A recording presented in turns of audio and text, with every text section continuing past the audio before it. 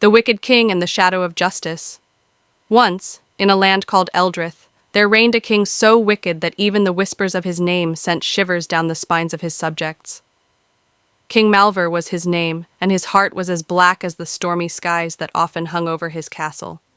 The kingdom, once vibrant with laughter and light, had become a place of despair under his cruel rule. Malver's greed knew no bounds. He imposed harsh taxes, confiscated lands, and silenced those who dared to question his authority. The people lived in fear, their eyes cast downward whenever his soldiers patrolled the villages. His castle, perched atop a jagged hill, was said to be filled with treasures stolen from his people. Yet no gold or jewels could fill the void in his soul. One stormy night, Malvir summoned his court sorcerer, a pale and trembling man named Arian. "I am haunted by dreams," the king growled, pacing before the flickering fire. "Dreams of a shadow that threatens to consume me. Tell me what they mean." Arian hesitated, for he knew the king's wrath was swift and unforgiving. Finally he spoke. "My liege, the shadow is a harbinger.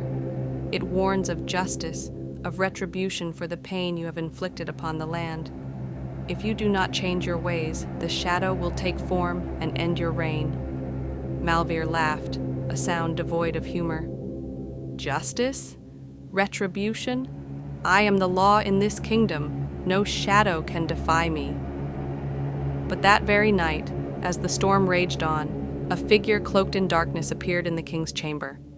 It was neither man nor beast, but something in between, a phantom of vengeance with glowing eyes and a voice like the wind through dead trees. "Malver," it intoned, "your time is at an end. For years you have sown misery, and now you shall reap the harvest."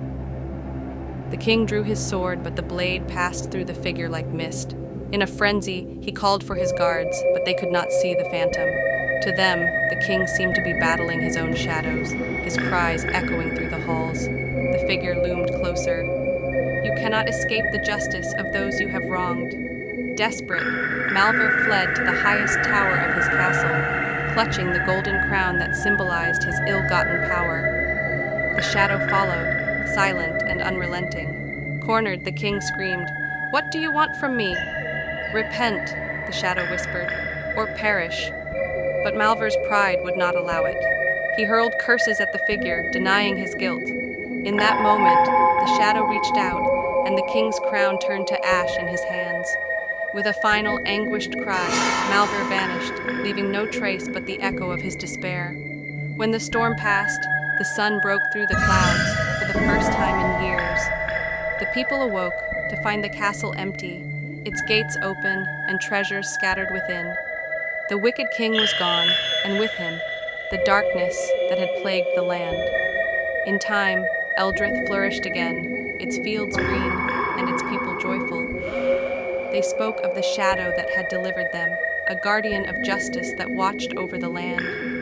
And though the wicked king's name was forgotten, the tale of his downfall was told for generations, a reminder that no ruler, no matter how powerful, could escape the consequences of their cruelty.